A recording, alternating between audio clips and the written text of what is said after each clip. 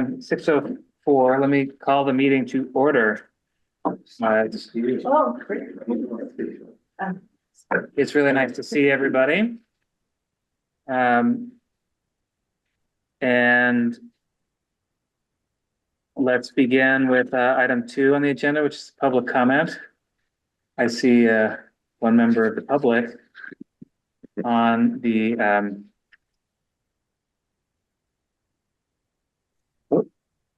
second member of the public has joined as well. So if you would like to give a comment, you are welcome to do so now. Tucker or Hill. Oh, goodness. Just really auditing. Okay. Here to support you all. And Hale is here too, sharing a screen. So we will listen with interest. And wonderful. Well, we're glad to have you. Okay, thank you. All right. And then item 3 on the agenda, the vote to approve the meeting minutes. So hopefully everybody had a chance to look over the October minutes. They were just sterling. I make a motion to approve. Okay. I will second, Lisa. All in favor of approving the minutes, say aye. Aye. All opposed? No, it passes unanimously. Success. All right. Nail biter. Yes. Now, I want to skip to item 8 briefly, saving it for the end because I thought Jack would be here. But I'm not sure how many of you Jack's told directly, but he's actually resigning from his position with Town Hall. I think yesterday may have been his last day or today. At any rate, he was expecting to be here tonight. He was not able to be here. So it's unfortunate. I know we would all join in thanking him for his assistance over the last, I guess, in my case, 15 months. Yeah. And it's we're going to miss him acutely for a little while. Yes.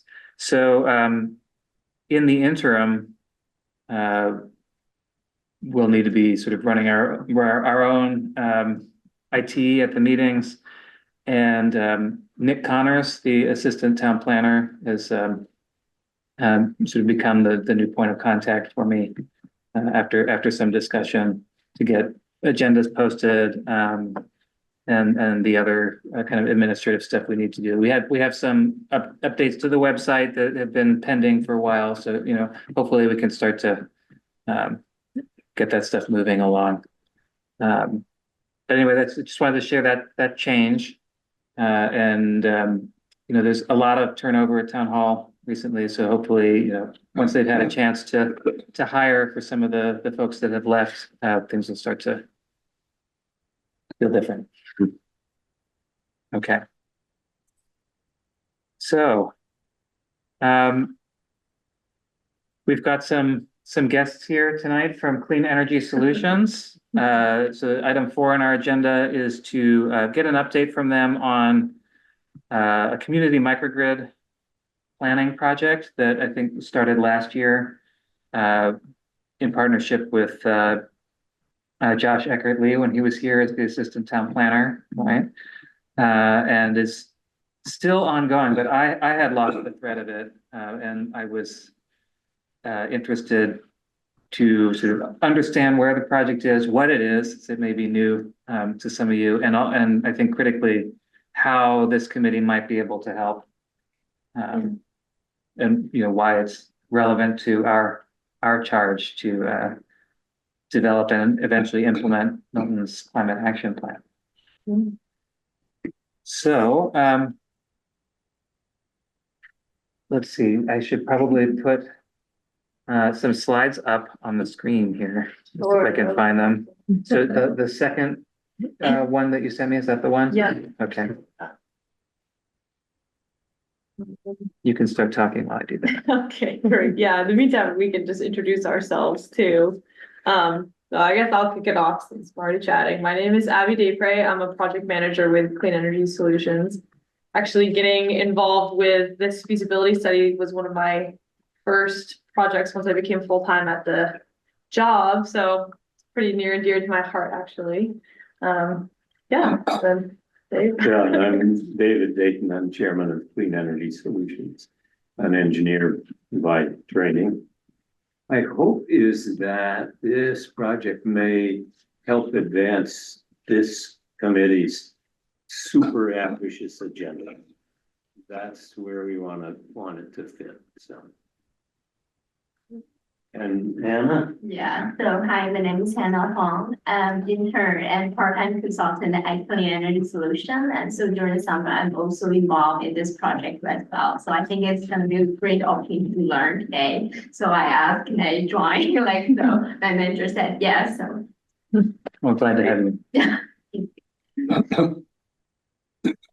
Yeah, all right, well, here we go. I think maybe before we get started too, I would love to make sure that we're not like wasting any time and that we're talking about what needs to be talked about. So can we just like gauge really quickly how much you all know about this project or about microgrids in general?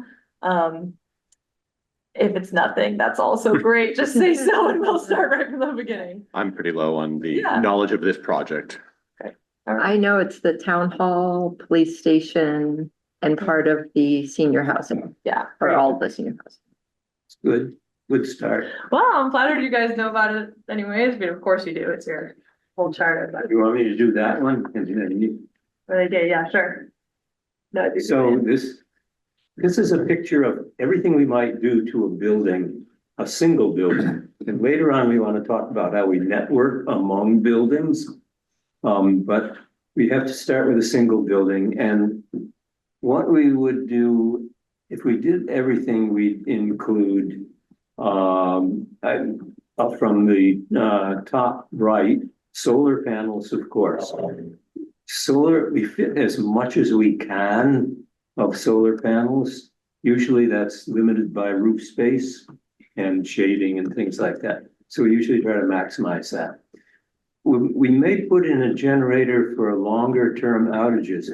In Winter Valley, we don't need that because the batteries will be large enough to carry the whole load of those facilities. But in the fire department, the police department, other buildings, the solar may not be sufficient to carry through long outages. And so you may want a backup generator. We do that. We like to fuel it with biofuels, so we're not adding to greenhouse gases. So that's why that's, and the CHP is combined heat and power, which is sometimes appropriate. EE stands for energy efficiency upgrades. We want to start always with making the building as efficient as possible in terms of its energy use, right? Because that will minimize the amount of solar required and it will save money. We try to put in electric vehicle chargers. We've shown them two-way chargers here because, as you know, there's a growing movement to use electric vehicles as a source of power as well as a sink. And then down at the bottom are the batteries. The battery energy storage system, which we sometimes call BESS, is what sustains the building over time. It takes the power from the solar panels, stores it whenever the sun shines, and then in two events, it powers the building. Event number one, if the grid fails, right? That's the emergency, that's the resilience objective. And event number two is when we want to make some money by taking the electric load off the grid, which is valuable to the grid operators, and they'll actually pay for that. You asked about connected solutions earlier. That's a good example. We have to move. Still. The motion detectors Very are efficient. working. Yeah, wow, there you go. Oh my gosh. So in And then when we link a number of buildings together, we have what we call a virtual power plant. Right. In other words, it's as valuable to the grid to remove electric load as it would be to add a similar size power source, and a lot cleaner, obviously. So that's what the batteries do.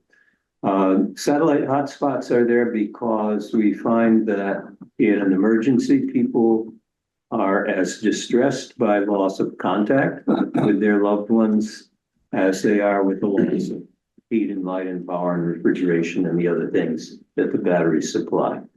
So those are all the components.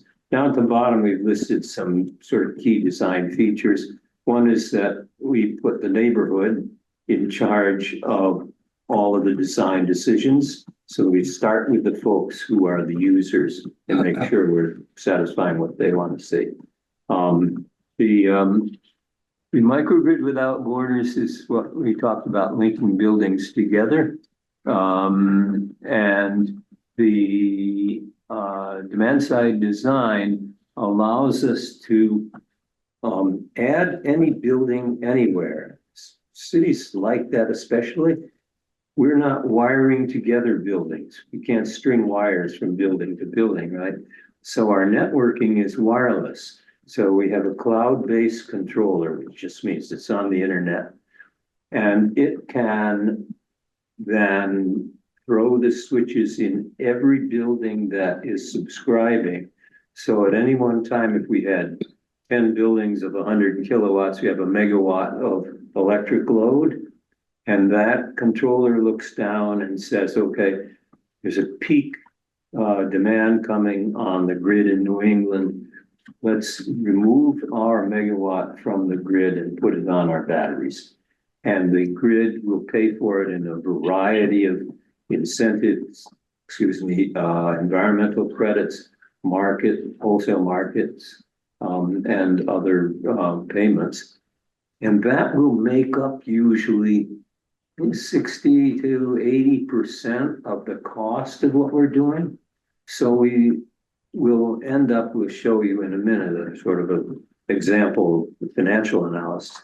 So we end up having to finance the initial installation. The financing gets paid back through all of these incentives and payments and so forth, except it always leaves a little gap. And Alex suggested we use the term down payment, which I love. So Well, that's before I understood what you're talking about. so we've adopted that. Yeah. You need a down payment when there's a gap because often the batteries are too expensive to be repaid totally out of the incentives.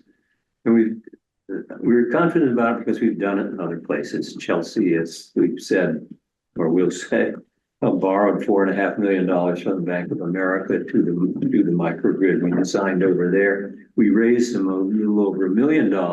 So we had like a 20% down payment from grant funds. They borrowed the rest because they believe that the savings and the incentives and so forth will exceed the debt service over a period of time.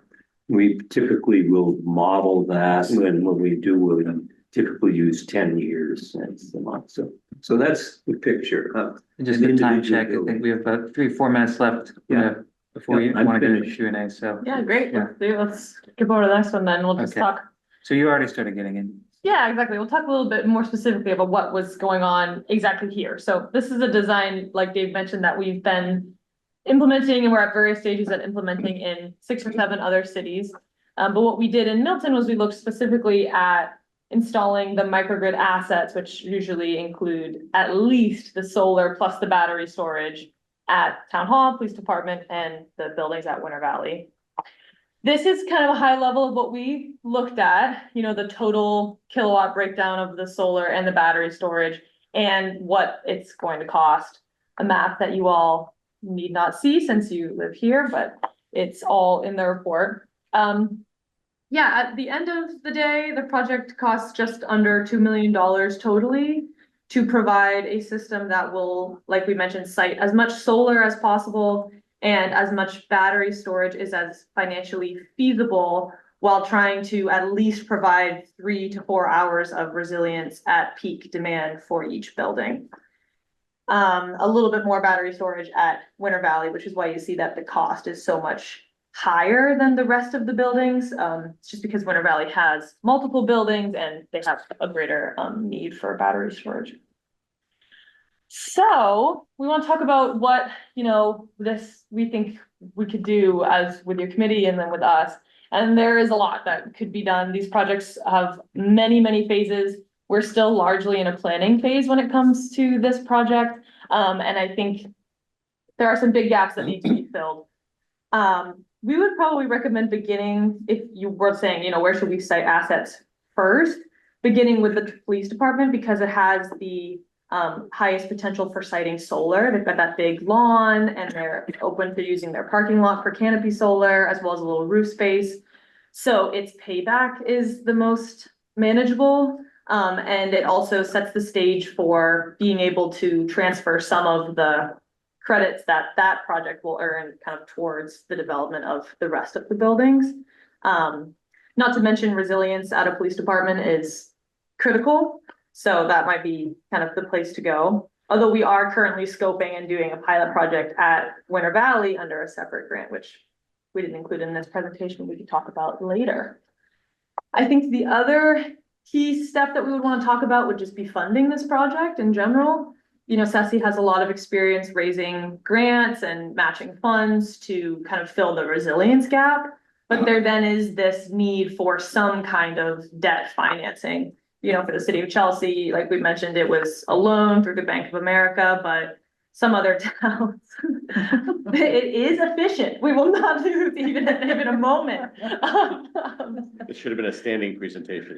Yeah, right. Just pacing, don't worry. Just so it knows that we're still alive in here. Yeah, some other towns have talked about like a bond or something like that, if it's something that the town wanted to directly support. Otherwise, we could strategize a little bit, but that would be what would make it the most feasible. And then some other kind of like lower hanging fruit, I think, is we would want to identify other sites to potentially site just solar to build up a community solar aspect of this. So we've already talked to the fire department who have been really generous. I toured your beautiful new fire department and the library. I know the hospital is already talking with residents, so there's just kind of a lot of momentum around this that we want to build on with you guys in partnership. And then also, I think we need to figure out who the new town contact is now that Jack is moving on. Yeah, It has been Jack. Yeah, it has been Okay. Jack, yeah, And Josh before him. Yeah. exactly. I'm already try to recruit Alex, so. Yeah, oh, good. That's what I was thinking about too. Yeah, so, what we're doing right now as a company is working primarily under this MPAC grant through MATV, which really focuses on Winter Valley. But we would love to pick back up the town elements of this and potentially kick it off with the police department like we talked about. Yeah. So we've got more or less, and we'd love to just take any of your questions. I'm sure there are plenty. We have some appendices in here too, didn't mention, but just so you guys don't have to go through the whole report, just kind of put some of the other mostly financial elements of the project, like in some additional slides, just to help understand kind of what it was that we did financially. Pausing on these so people can pause. Yeah. The screen share later. Perfect. And the timeline, just so you guys have it if you want to reference, after this meeting. Yeah, that's what we've got. Does the IRA come into play with this project? Yes, well, we certainly hope so. I mean, I guess there's a little bit more doubt kind of cast on that of late. But, for example, the Solar for All funds had already been allocated to the state, and we're thinking those might come into play in the next 6 months or so. So that's something we would definitely have our eye on, and we talk to MATV regularly about. Yeah, I think that's what Thriving communities, another piece of IRA. And the Health Resources in Action is on December 2nd, supposed to issue some RFPs under the third piece of the IRA. They're under a lot of pressure, of course, now to get the money obligated before January 20th. Yeah. You want to help, we can. Yeah. I'm assuming the resiliency portion, you mentioned the microgrid could shut down like pretty much every place in the whole area that's under this control together, but assuming the resiliency is by site, because like you said, Yeah. you're not wiring across. Exactly. Okay. Each So site is able to island by itself and continue. And the reason to link them is for the economics. and also the vehicle to grid stuff. So if a place already has charging or something, to get the full advantage, you'd have to replace those with vehicle to grid capable, or is that a completely different setup? I know of the capabilities, I've just never seen one in place. Yeah, there aren't many in place. Yeah, Okay. There are not that many cars that support it yet. Yeah. yeah. A lot of the newest ones, there's quite a few, but yeah, Yeah. most of the fleet right now is not. Right. Yeah, I mean, it's not mandatory. The major like mechanism for any kind of payback is the solar and the battery storage. So I think that would just kind of be like icing on the cake if you had the two-way EV charger, as opposed to just like a one-way. But yeah, wouldn't be mandatory, I would Just say. curious. Okay. Yeah. So what I'm hearing is the sites are independent, right? And so when you do one of these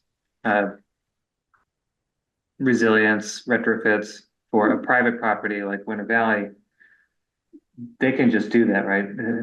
No partnership with the town if they choose. And it sounds like they are progressing towards it. They could, yeah. So, and also you could do, as you were saying, one facility at a time. So it's not necessarily we either come up with $450,000 or we can't do anything, right? You can start.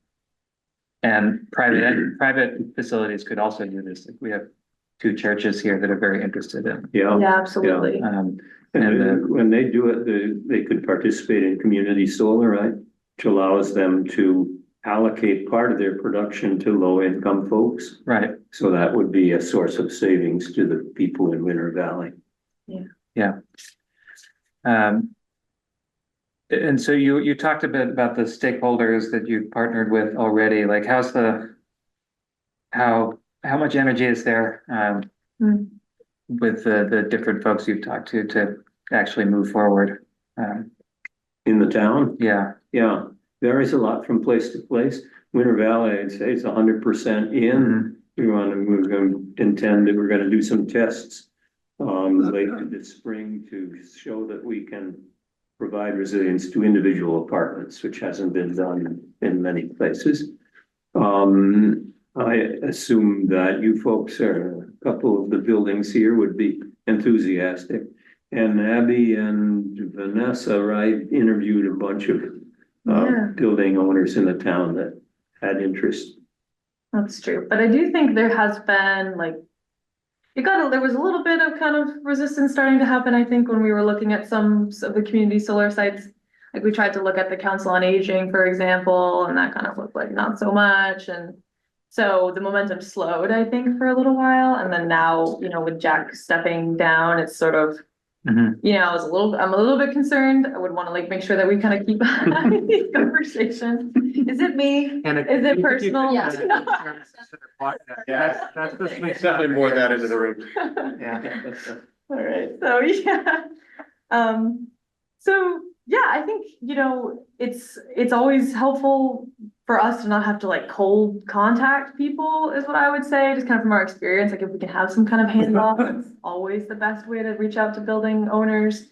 Jack was kind of starting to do a little bit of that, but we would need more. So that's another thing that maybe this Yeah, I think at a minimum, we can provide some continuity that the people in town are aware of the history of this, and, like what the goals are, and do some of those introductions.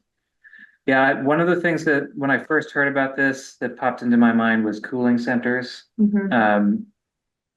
This sort of broad interconnection of worse weather, hotter summers. I felt for a long time. I have a battery in my own house because I felt like probably there'd be more power outages in the future than there have been in the past, at least for the next decade or two.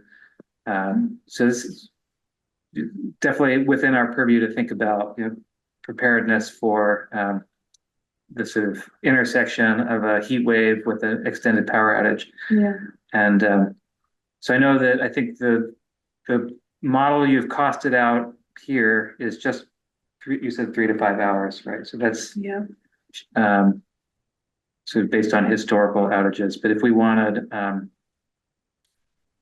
a cooling somewhere where vulnerable people could go and stay cool during a longer power outage, that's when you'd probably think about the biofuel generators, right? Exactly. Yeah. And we call those the resilience hubs. We're doing one in Cambridge and one in Salem, where it'd be cooling and of course heat in the winter and increasing the kitchen capacity and things like that. So It's part of the. Oh, and I noticed Steve has his hand up, so want to give him a chance. Take Steve first. It's hard being online. Especially Thank you. I was just curious if you had already reached out to Milton Hospital, because you're talking about resilience. It would seem like, I know they probably have generators there, but it seemed like that would be another partner. we've got Israel. Yeah. Yes, in part, and Resonance been talking to them too, right? Yeah, exactly. We had this like overlap moment where we thought that would be a good idea and then started thinking about it, and then Resonant reached out to Jack, I think, and said, hey, we're doing this. And so then Jack told me. Long story short, Resonant, which if people aren't familiar, is they develop solar and community solar projects. They are already looking at the hospital. I'm not super sure what the Okay. extent So of they're that, not but formally they're- involved with this project. They No. just- So It's separate. we- But we are talking with them next week, Yeah. actually, just to kind of get on the same page. So, yeah. We're all And gonna Arthur, Thanks, Alex. Nice discussion. Was wondering about Curry College as well. Milton Academy, Fontpont Academy, other enterprises in town. And then taking a look at what might be on the planning block for the 40Bs that are in development and about to be in development in town, some of which are going to have 90 and 92 units in them. Oh, it's just kind of going up just off Winter Valley, Randolph. right? Basically, like kind of near down there. That general area, it's off entry off of Randolph, near the DPW. I mean, those are all wonderful sites, and it's a matter of getting their commitment early, so they understand what their obligation may be, which is to, what we call site control. We probably want to lease roof space and parking lot space and so forth from them. But I'll bet that all of those, at least the college and the school, have been thinking about this for some time. So we'd love to talk to them further. yeah, and just tell people on the resilience benefit, I think because it is a net cost, Yeah. understanding that, especially if there haven't been a lot of power outages lately, right? It may not be top of mind for people. Right, Yeah. yeah, people feel safe because the grid's been really reliable, but as you say, it's gonna get worse. And there are other benefit savings and choice and things like that. Well, great. Are there any other questions? I think we need to move on to the next topic, but could take one more. Excellent. Well, thank you so much for coming in. I think half of Thank it you, is, I guys. just wanted to make the connection knowing that No, seriously. that we have a discontinuity. Yeah. And I think this is really cool stuff. It just takes a minute to wrap your head around what it is. Yeah. Well, we put our contacts in there too, so if anybody else here or on the council wants to reach out and just, we're happy to answer more questions or brainstorm sites or just anything like that would be fantastic. Right. So have the police and the town hall bought into this?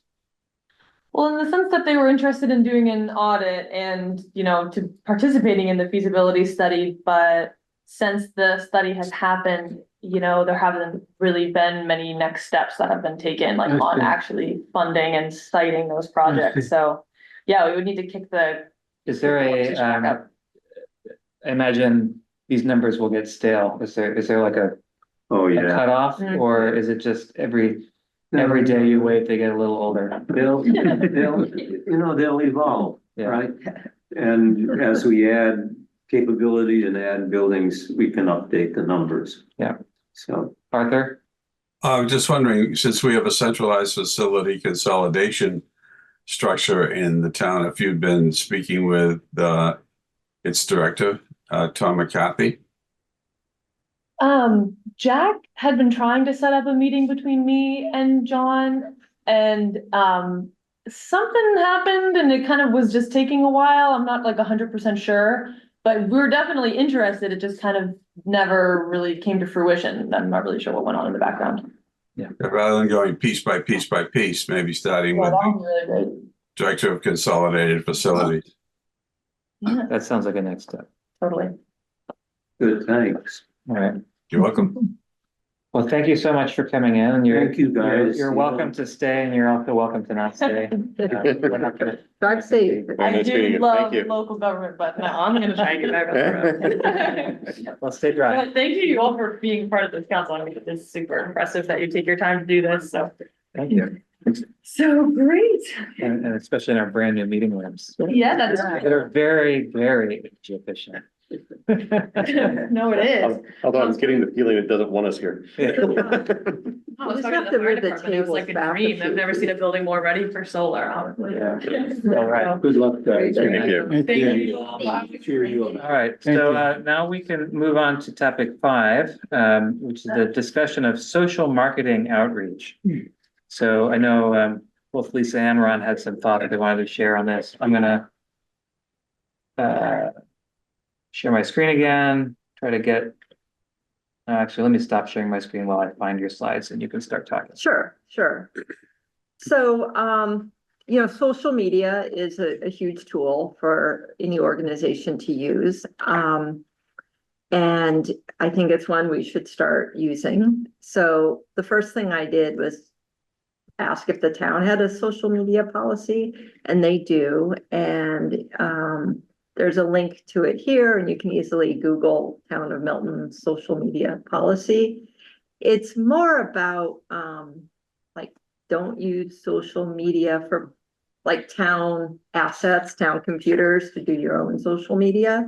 But there is a piece about, be very clear when you have permission to speak for the town, and that when you're posting on the town's behalf, and when you're posting as your own private person, that you're not doing anything that would suggest that you're speaking for the town. And I did a little other research. Stanford University has a good policy. Coca-Cola has a good policy. And I just wrote, some general themes in the next slide. Okay, good. Obviously, if there's a code of conduct, you need to follow your organization's code of conduct. Do not speak for the organization without consent, avoid conflicts of interest. Do not endorse or malign partners. Maintain confidentiality. Political opinions, that one was to me kind of tricky because some people think climate change discussions are political. So that's definitely a discussion point. Many of the policies say things like use good judgment, think before you post, if in doubt, don't post. And this is for the town employees, which I Well- don't think it applies to us in its entirety. So these are themes from company policies as right. well. Yeah.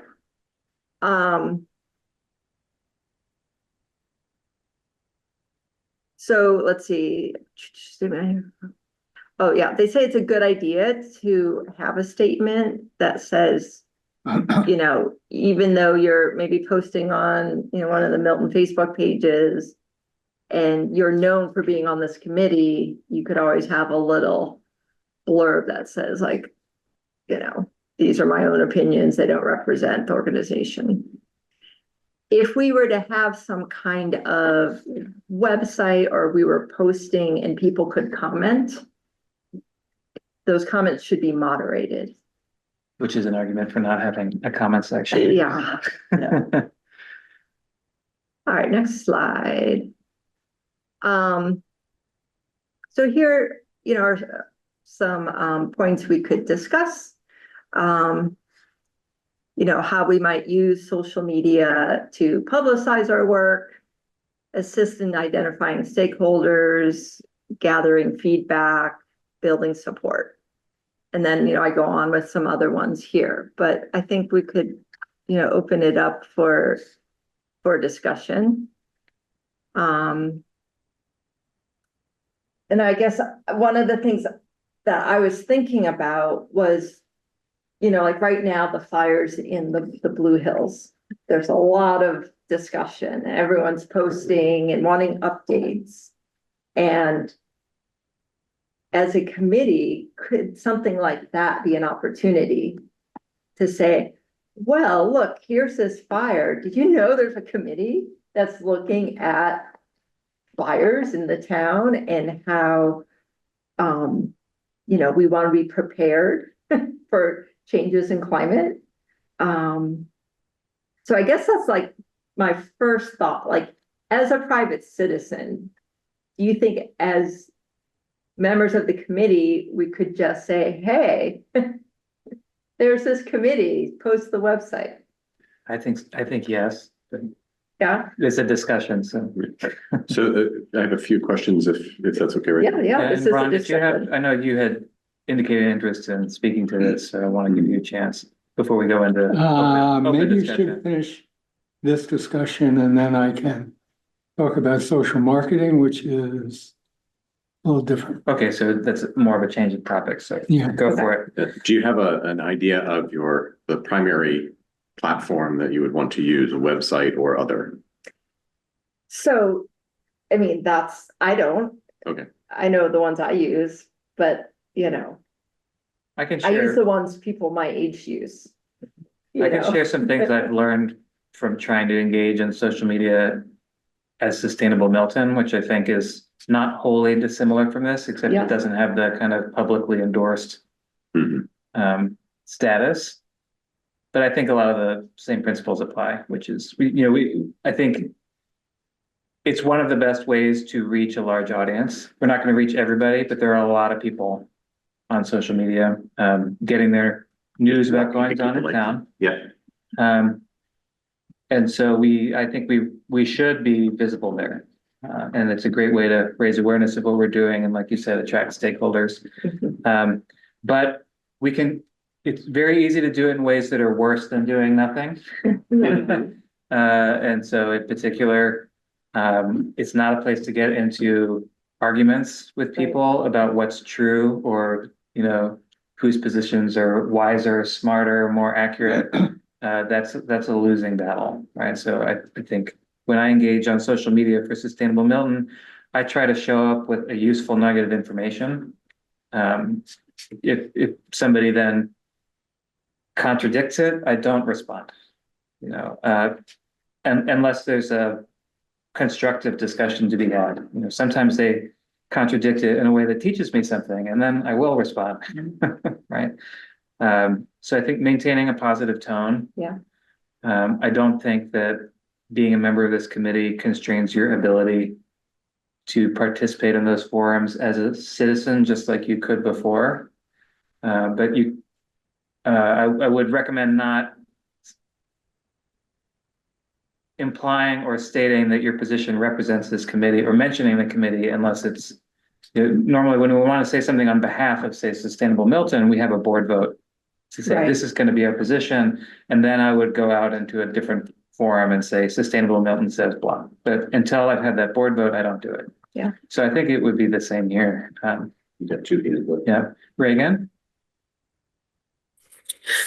Yeah, I was just wondering what the feeling on having a cohesive multimedia platform for the climate action committee could be, because I think that especially considering the fires and stuff like that, people want information and people want news, and obviously people are getting it from many different sources. So I think the idea of having a website, but maybe also a Facebook or an Instagram or something that can kind of attract different viewership in different parts of the community could be really interesting and interactive and kind of foster different points of connection with Milton.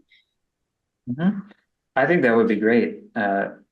And we just haven't had the bandwidth or the knowledge to sort of do it. I would say that through Sustainable Milton, we have this website, which we've tried to make a sort of one-stop menu of climate actions. Just last week, a couple of us went to the Curry College Connectors Program kickoff, sort of looking for a media intern or a marketing intern. So, I mean, I think it's an awesome idea, and we just need to figure out how to do it. I just haven't had the knowledge or the time. Steve? So I'm interested in the gathering stakeholder feedback sub-bullet there. I think it's really important to get people's opinions or feedback on maybe aspects of our plan or whatever. But we don't, what I'm hearing from you all, we don't want to get people riled up and start, providing their personal or political opinions about all of that. So I was curious as to what the thinking, how we can engage with stakeholders. How can we get feedback in a useful way without creating any negative or minimize the negative energy that could come from that? I mean, if we had it's pretty easy to do a survey. I don't know if the town has a survey that's not capped at a certain number of responses. But then it's just getting that out there. So you get a good, sample of people. You can, having learned a little bit about survey design, like it wouldn't be very scientific if we just posted a link, right? Right. But that would be pretty much free to do. It's important for people to feel heard. Yeah. And even if they do get heard by say Facebook comments that are a little negatively charged, or I think the important thing for us is to listen, right? So, and a lot of the negativity online is sort of self-amplifying, where it starts out a little negative, but then somebody jumps in with an ad hominem attack, and then so I think if we steel ourselves to weather a little bit of criticism and resistance, because like that's what we're here for, right? And if everybody was on board, we wouldn't need this. Yeah. Right. So I think we'll do a better job addressing it by taking it than by trying to avoid it. It just seems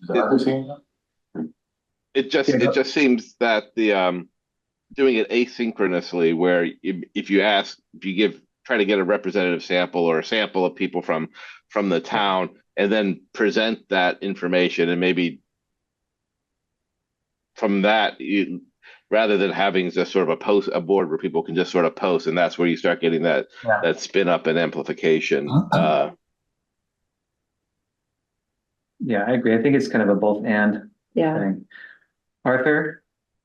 I was just wondering if there's a way we can look at this from an additional perspective, and that is through the disaggregation of the committee's work into its subgroups. For example, some people might be interested solely in stormwater and flooding and nothing else. Somebody may be interested in waste management and conservation, but not other aspects of our work, so that we give them multiple pathways to get in to us, and they don't see that they have to look at the CAPC's work as a whole necessarily, but can pursue their own individual interests. And then maybe from that, grow out into other aspects of the CAPC work. I think that might, you're going to say something? A couple of thoughts, because what I'm hearing is a bit of using this as a way to have some communication back and, some back and forth, as well as a way of disseminating information, just here's who we are, what we're doing. Is this also a potential where we would use this more as interactive learning, like either through reposting or original content? Or because, and also how would we split the market? Because honestly, Facebook is 45 and over. Nobody under 45 uses it anymore.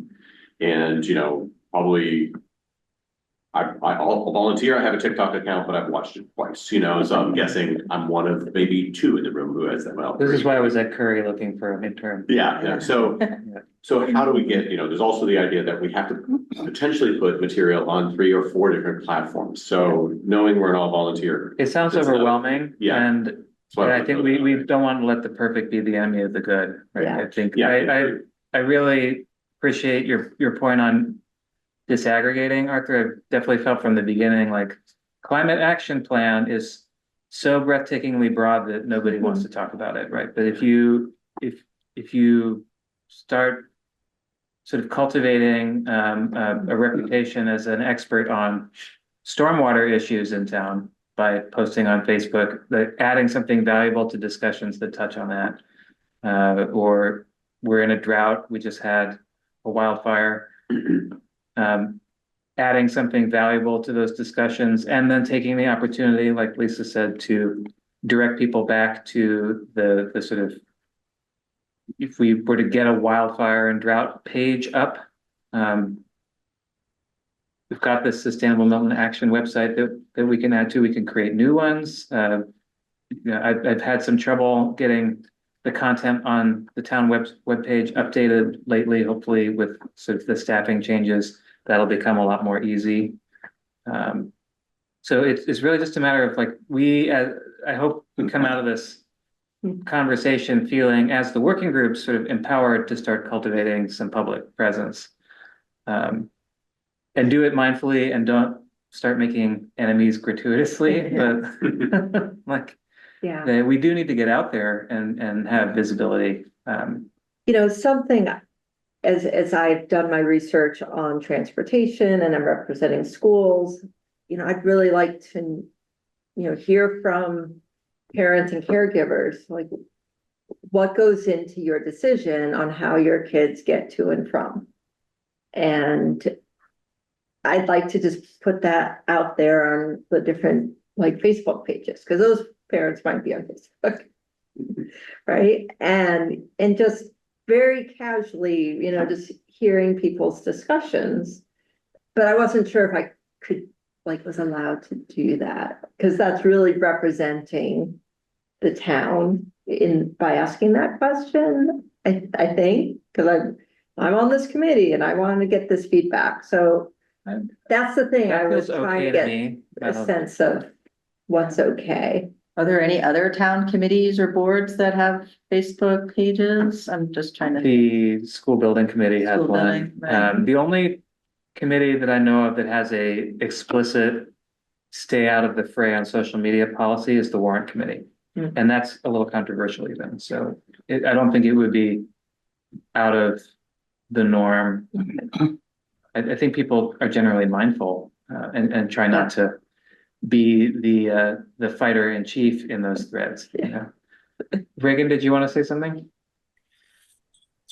Just as like a short kind of solution until maybe an intern is like an available option. At the high school, there is multiple like climate like change classes and graphic design classes that usually like collaborate. So I thought that could maybe be a very short-term way to kind of push out some content quickly if need be, just some like graphics or stuff to like keep people updated until we get like a firm intern or something that's like constant. That could be an idea. That would be fantastic. That would be. Yeah. I like that idea. What you heart things on TikTok? Right. Arthur, did you have something else to say? I just wanted to add 2 thoughts, if I may. One, paralleling this conversation, is there is much information through organizations like Recycle Smart Massachusetts and the Northeast Recycling Council that are prepared for communities to use. And this would be something that we could tie into as well. Editing what it is that we want to get out from which sources at which points in time to the community. And on that note, with Jack's departure, I'm hoping that we will have a successor environmental coordinator. And maybe one of the things that we want to ask the town administrator, if we could do, is take a look at it, work with him or the HR director for Milton on a review of the position description, because we've covered a lot of territory and we may have some elements that would be good candidates to recommend for inclusion in the position description of the new environmental coordinator, some of which would relate to this discussion and others to prior discussions. Yeah. So I'm looking at the time and I think we need to move on to the next topic soon, but I promised you a chance to speak. You may regret it. So in another lifetime, I wrote a manual on something called social marketing. And social marketing is the art and science of using communications to change people's knowledge, attitudes, and behaviors. And it's a kind of very deliberative, systematic process. I mean, that you channels and uses various communication technologies, social media platforms being just one of them that's available to us, and uses them individually or together to support some agreed upon objectives to change people's either awareness, knowledge, or behavior. And all three of those have different action strategies to get to them. But if it's pursued in a systematic way, you can have outcomes which really make a difference in people's lives. I worked in the area of nutrition and public health for a long time, and we use social marketing to change people's behaviors, like in support of breastfeeding or vaccinations or things like that. But it does take a little deliberate effort, not that much, maybe. We have a very crowded agenda, so I don't really know if there's time available to do this, but if there's interest, I can, speak to people who are interested. Yeah, it'd be great to discuss examples, maybe offline. Yeah. Excellent. Well, let's move on then to item 6, which is getting back into our goals and strategies and the research that folks have been doing, the actual climate actions. Although microgrid's a good one, so we talked about a nice climate action for a while there before. So who wants to go first? And I think I will pull up the Airtable so that we can show that on the meeting for the first time. Can I make a request as we're doing that to whoever our first volunteer is? Try to settle down on the different levels, right? Because we had a long discussion on transportation about what exactly was the goal versus a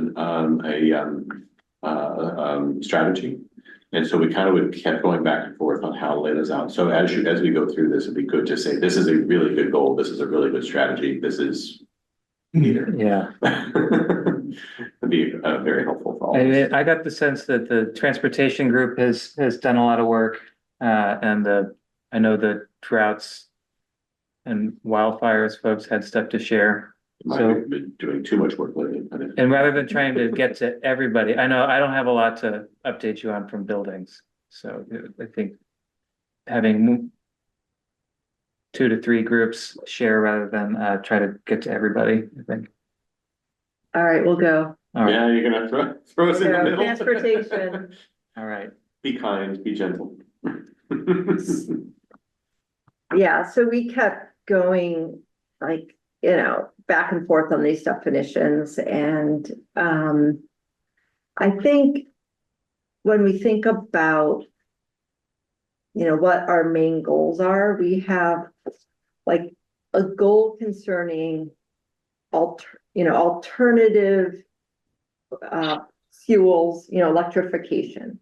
So like there are a whole host of strategies that fall under this idea of, if people are going to drive, and I'm stealing Steve's words here, let's have them, use an electric vehicle or, the equivalent. So that's one goal with all the types of strategies that would go into that. Then we have the mode shift, and this is maybe where you're on your social marketing, right? Am I showing the right thing for what you're talking about? It's kind of hard to see. It's all over the place. Okay, let me make it bigger. Not that, I mean, I don't know, this is just me chatting about what I remember that we did. Then there's like the changing of behavior of, okay, so we'd rather people not drive. How do we, get them to, bike, walk, bike, or roll? So that's the mode shift. And then I think we're not really sure if this is nested in those 2 goals, or maybe it's its own goal, but all the infrastructure needed to support those pieces. So there's electrification infrastructure, and then there's also, making our town connected and bike trails and things like that. Okay, so that's my intro. And then we have some things in here that are, let's see, on the goals page.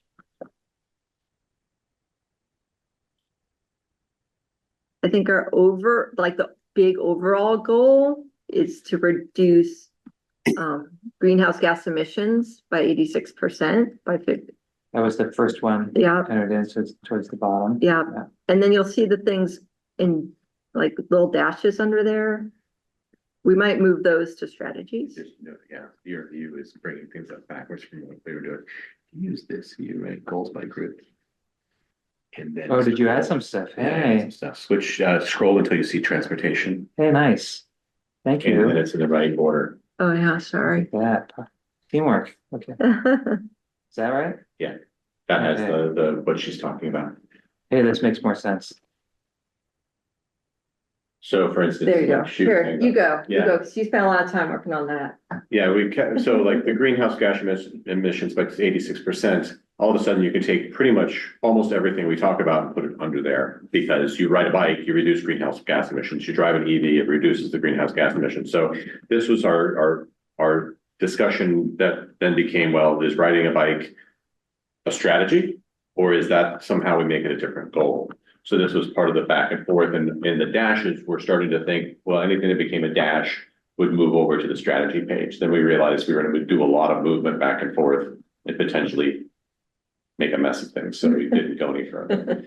So that's why we wanted to talk about what a goal is and what a strategy is and how we separate them when there's kind of an overarching goal. Because, as you can see, one of the goals here that I wrote was 10% of the police fleet is electric. Yeah, I mean, I'm aware that I've been too precious and pedantic about this repeatedly. I think the bad outcome I wanted to avoid by stressing the difference is I've seen climate action plans that make some sort of gauzy statements about everyone has access to clean energy, and like that's it. Yeah. So I've wanted them to be verifiable.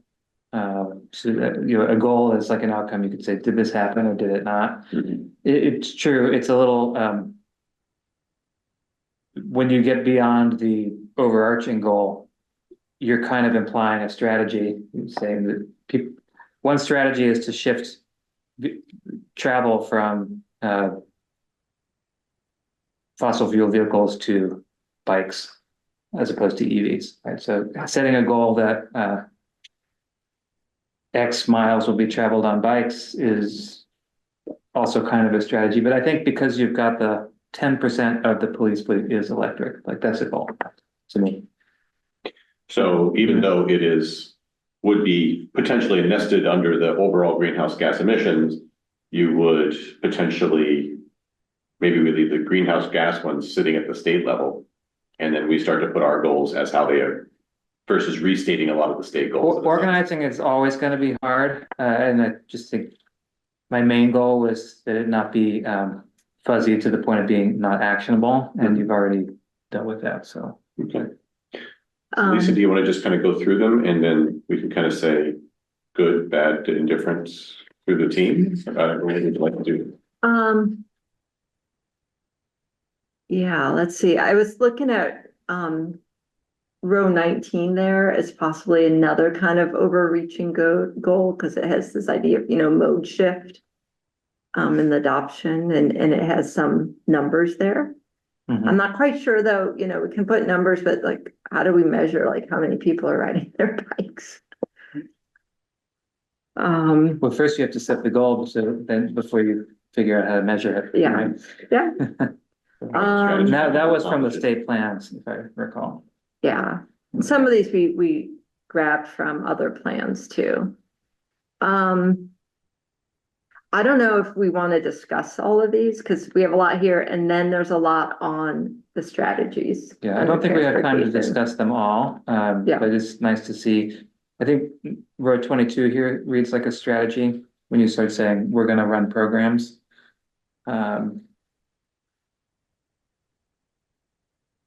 That's an instrumental act, right? For the purpose of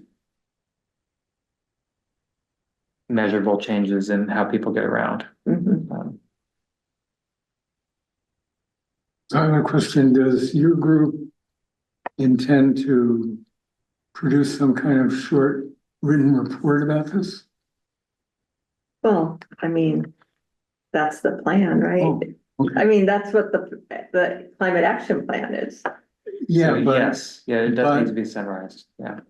But I mean, my understanding is that each group would submit a short report that would then get collapsed, integrated into an overall plan.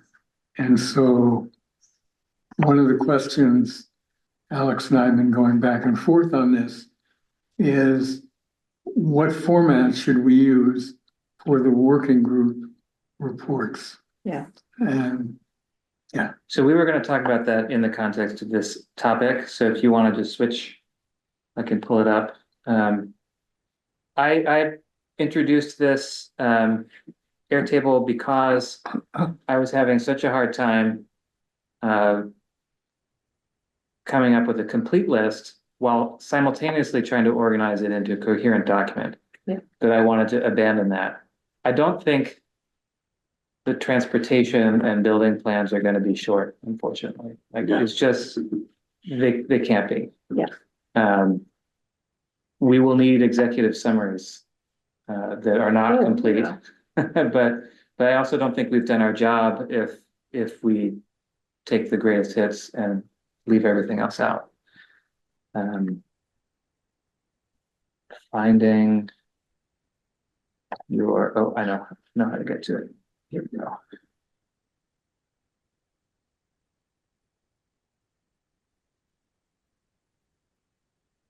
Yeah, so Ron, do you want to speak to this outline? Yeah. So our group, the Conservation Lands Group, and I believe Arthur's group, based on what he did a week or two ago, and I looked at, have been using more or less this same kind of simple outline for our working group report, which we, at least our group, we did in, I think, 3 or 4 pages. And it's And so it has a short introduction about the purpose of the group, what organizations have been consulted, et cetera. And then a listing of working group goals, the goals for the land conservation group, which after meeting with the members of our group, we distilled into 3 goals, which really could be also looked upon as projects or activities that this group would pursue to achieve its mandate of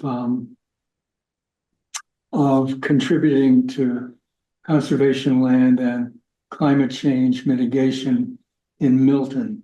So we had 3 approaches. One of them was to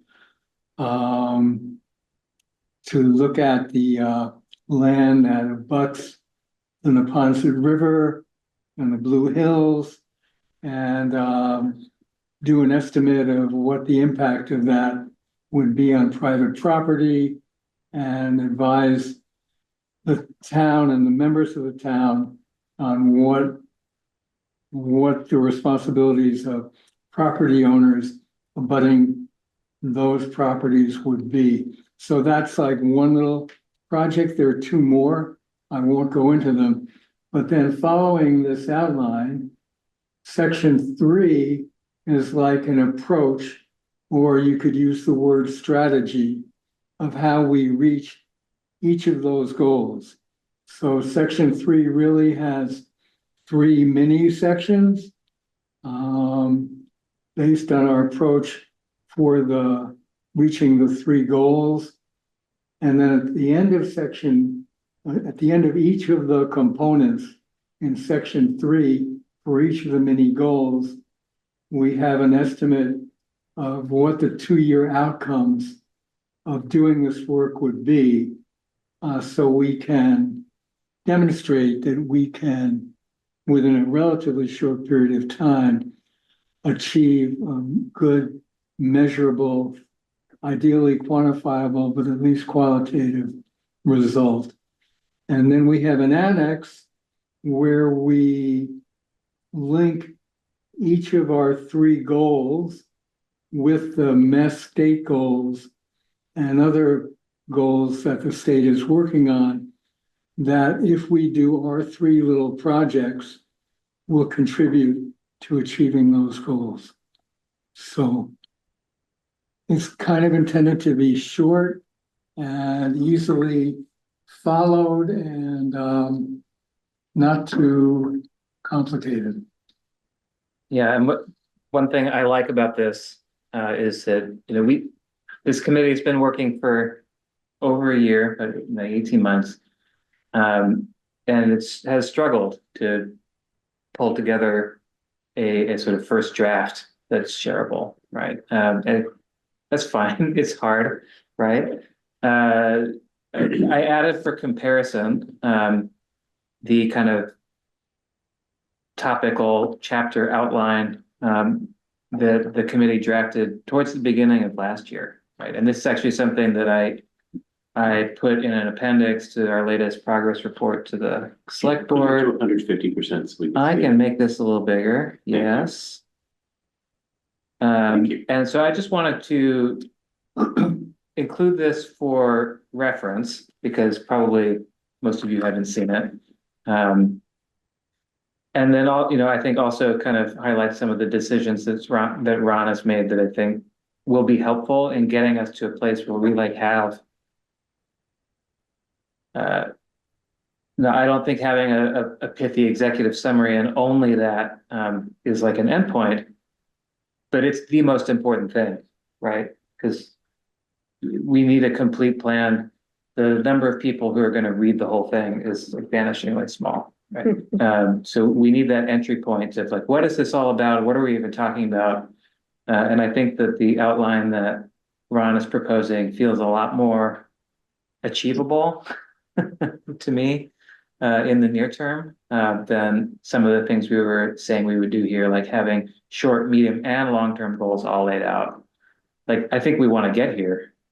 But it's a lot better to get to what needs to be done in the next 2 years and actually share that with stakeholders and decision makers rather than taking another 18 months to. Yeah, the goal for this group is to get step one, the short-term stuff pulled together, and then the next year, that's step two. You know, if that seems like each year is accomplishing something new potentially. I am hoping, and we'll talk about this in the next topic, that we can raise some funds to get professional consulting support. And I think with some outside professional support, we can get to something comprehensive pretty quickly because the kind of consultants we've hired have written dozens of these. But the value that this committee can bring is knowing the town, knowing how to actually build momentum for the near term actions. So I think we can do both once we raise some money. That's my I take. think in terms of the plan that we're producing, we should really view it as a communications tool. Yeah. So the way it's formatted, laid out, presented really should be easy for people to follow, comprehend, and motivational. So Yeah, I 1000% agree with Yeah. that. So I know at least one other group wanted to share. Kyle, did you have an update? I did. So I was not at our last meeting, so I'm not sure if it would be redundant, but I'm happy we can take a quick look at what our goals and strategies look like as of this week. Yeah, for which group again? Let's start with drought. It's wildfire. And wildfire, because it's both. We're both combined, so we can look at both right there. In fact, actually, I'll start with wildfire since I'm on top.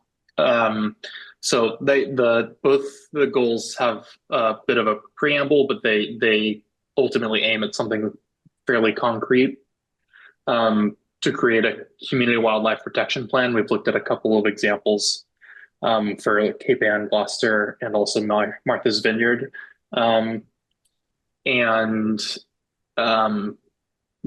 second goal addresses that DCR and Milton Fire Department already have forest fire management strategies, but want to kind of help see places to help enhance the collaboration between them and other town stakeholders are the two kind of primary goals we focused on for wildfire. And then for drought, similarly, they're relatively concrete in the sense of have a specific endpoint in mind to develop a conservation program and a drought management program, some of which exist in part in the Milton Hazard Plan. Probably getting the title wrong. But there could be some more concrete program goals and plans around both of those areas. Great. Are there strategies for us to look at too? Is there a few? Yeah, I think if you expand them, you should be able to see them. This is a view that you made. So do I go to strategies? Yeah, if you go to strategies and use my grid too, well, wonderfully made. Thank you for doing that. That's even better.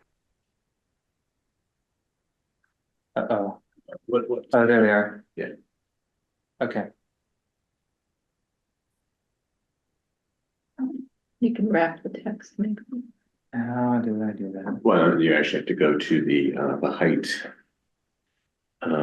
this right here, and then go to medium or tall, and then you can see more text. Okay. Magic.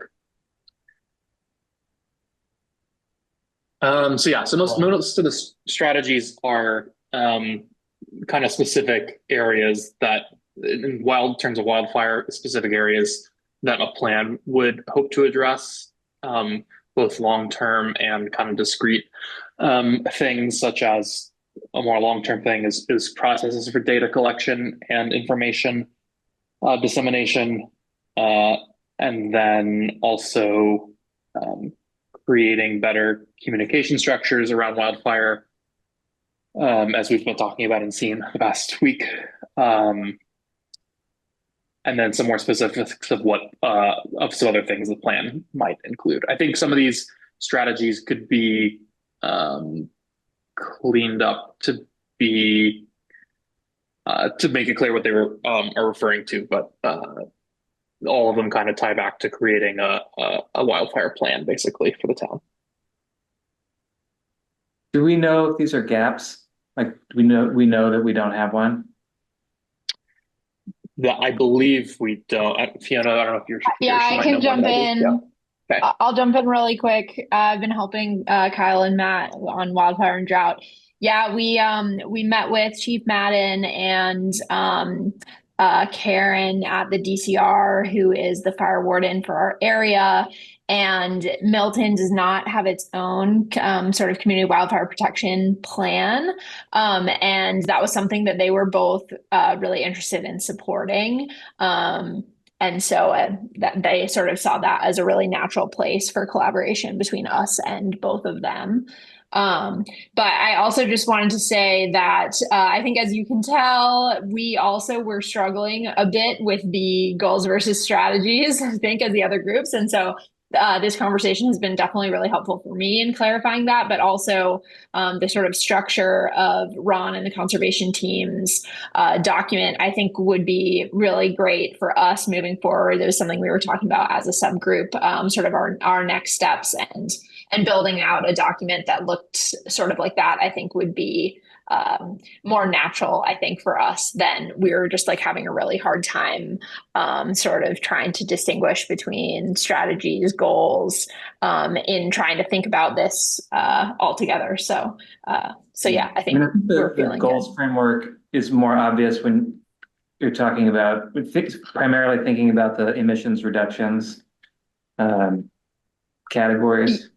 Exactly. Like so yeah, thinking about mitigation is much. Just like how many kilograms of CO2 equivalent can we reduce with this, with that? So I definitely recognize how many fires we expect to have or something. Yeah, it's more challenging to define them here. I will say, like, it doesn't feel done to me if the goal is to create a plan, because obviously that's what we're here for. So, I mean, it's fine if it takes a little longer to identify what that goal should be.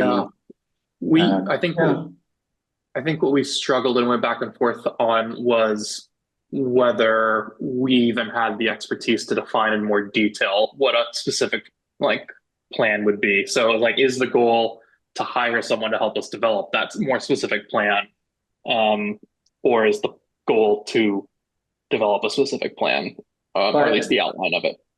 In my mind, as a risk manager, professionally, like the first question that comes to mind, like, is wildfire a serious risk here? And I don't really know. I saw some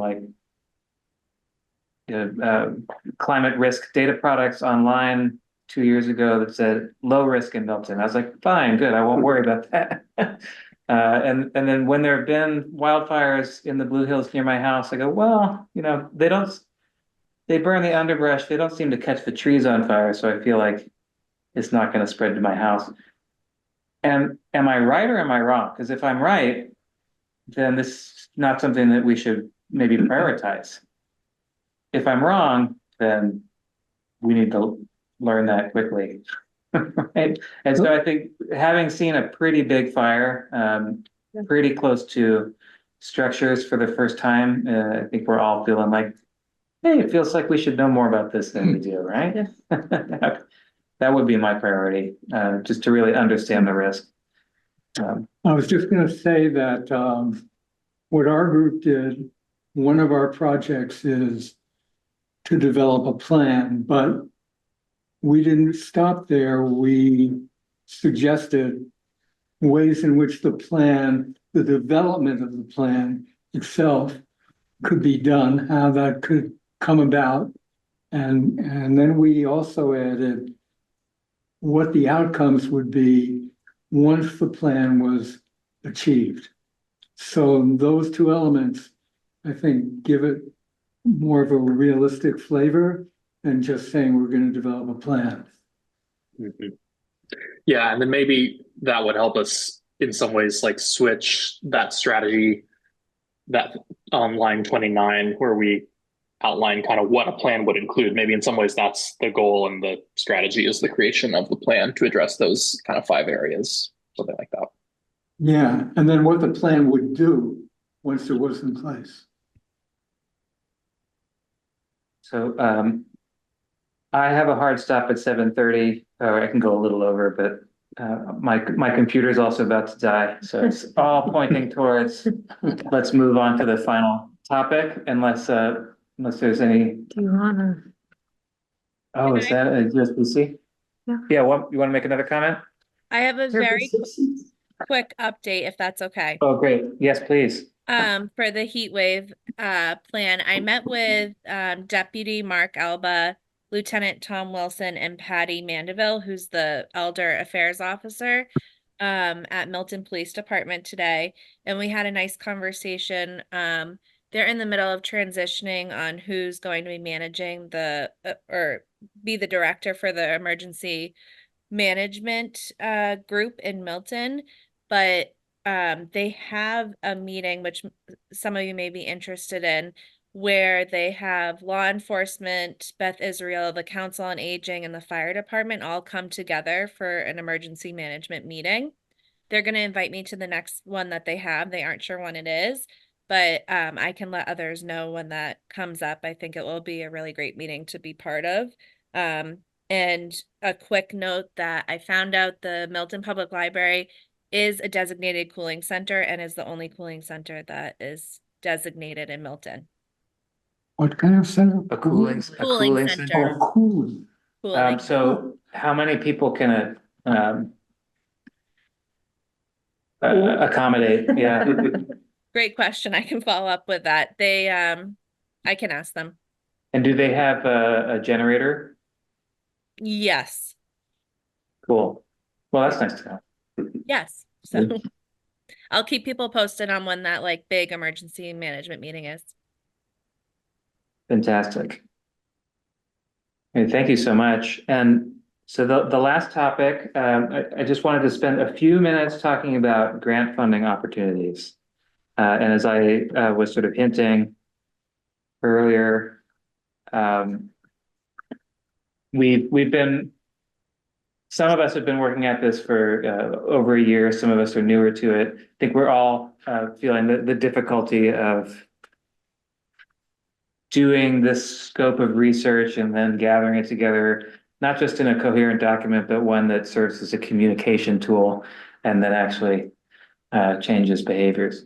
So when we first started this work, we discussed whether or not to seek professional support. And we decided not to because we were aware of 1 or 2 towns that had managed to do it without it, and there was no money. So see, like, well, why don't we give it a try? I think we've now given it a try, and it's a lot clearer to me what can be done with purely volunteer effort, and then where we need some more help.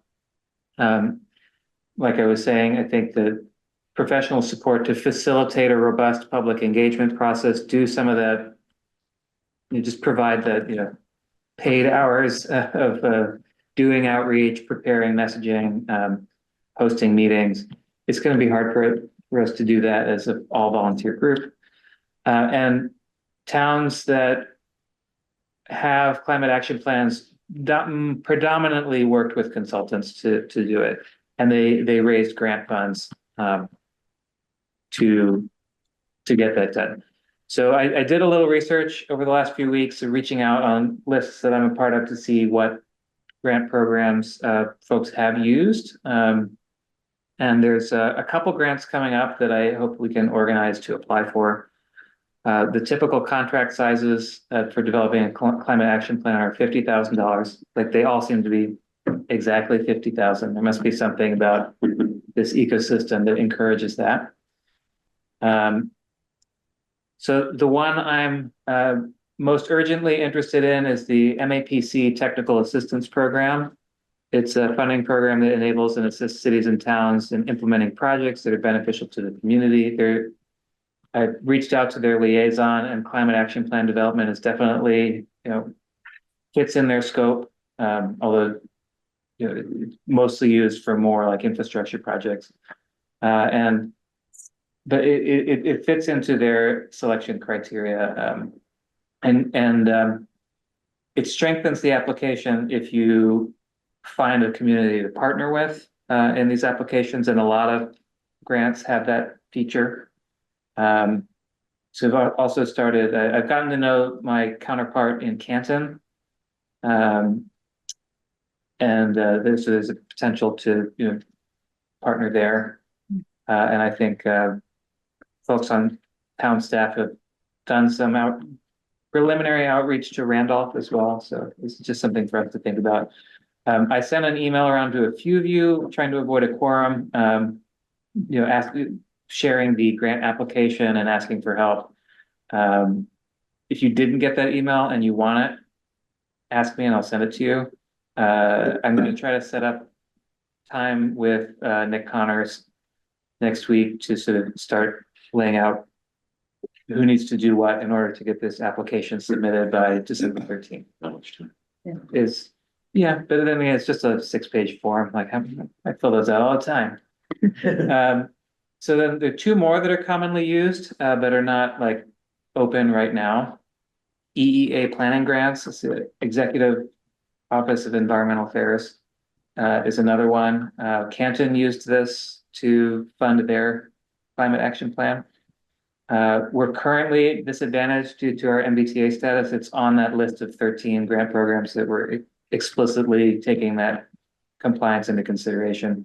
But then again, applications aren't due until July 3rd, and I think a lot of people are hopeful that the court's decision will come down in December, certainly before July, and that should set things on a path to resolution one way or another. So, we got to keep trying. So if we don't have money by middle of the year, EEA planning grant might be an option. Another common source are municipal vulnerability preparedness action grants.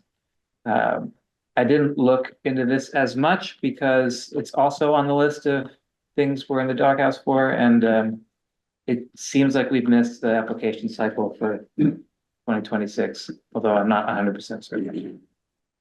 And then finally, this one's super exciting, a little bit more of a long shot, but Mass Save is launching a new municipal energy manager grant. This is up to $125,000 a year for 3 years to enable the town to hire a municipal energy manager. So this would be a big chunk of what a sustainability director or manager would do. A lot of towns have energy managers. And I think long term, it's critical that there be somebody permanent on town staff driving the execution of big pieces of the climate action plan. And so, it's tough. I've always felt like we kind of need the plan so that we can show that there's the scope of work to support a person and raise the funds. But the thing is, this is a really generous grant, and the due date is January 31st. And I sat in on a webinar for it. They don't anticipate opening this again for 3 years. So the next chance will be 2027. Yeah. So we got to take our shot on this one. Luckily, Nick Connors was already looking into it, Nick and Milano as well. So town staff has their eye on this one as well. There's only enough funding for 16 full-time roles. They're encouraging towns to band together and think of it in terms of full-time, part-time, shared. Right. So some creativity here would be good too. And that's a wrap. Can I add just a quick Yes, thing please, here? please. I attended a webinar on how to get grants just through one of the organizations I'm involved with. And I had a week of free access to this grant exec organization. And so there are some either nonprofit or companies, like Walmart has I think it's $5,000 grant, like seed money. So maybe like, maybe we could contract someone to do some of the outreach, or a grant writer, like get some seed money to hire grant writer to do, get the bigger grant. Well, and in that vein, Sustainable Milton is also starting to organize to raise money to support climate action in Milton. Okay. Our preference would be we could get one of these more typical grants, and then it could go to actually the projects in the plan. But if it has to go to this, that's a possibility as well. And we've got some folks with grant writing experience involved in Sustainable Milton too. Awesome. So I think we just need to set the intention and start working on it. Okay. And one other pie in the sky suggestion, just that has the working groups are developing their very communication friendly reports. One thing they might add, no matter how rough the estimate is some estimate of the cost involved, say in developing the wildfire protection plan, what that cost would be. Because one thought I had is if we can get the costs of all the groups bundled together, I actually don't think it's going to be a lot of money, relatively speaking. And I think one thing we might try to do is to go out to a foundation or a philanthropy as a package to fund our climate action plan. Yeah. And if we can do that, I'm willing to work on that. I've done a little bit of, shouldn't say this, grant writing. Good, I have a whole bunch of homework for you. All right. Well, thank you, everybody. This was fun. We've come to the end of our allotted time. Are there any last minute comments that you don't want to wait a month to make in public? Should I move to adjourn? I hear a motion to adjourn. Uh-oh. I'll second it. Okay. All in favor? All opposed? Don't you dare. Okay. Good night, everybody. Thank you so much. Thank you, Alex. Thank you. Good night.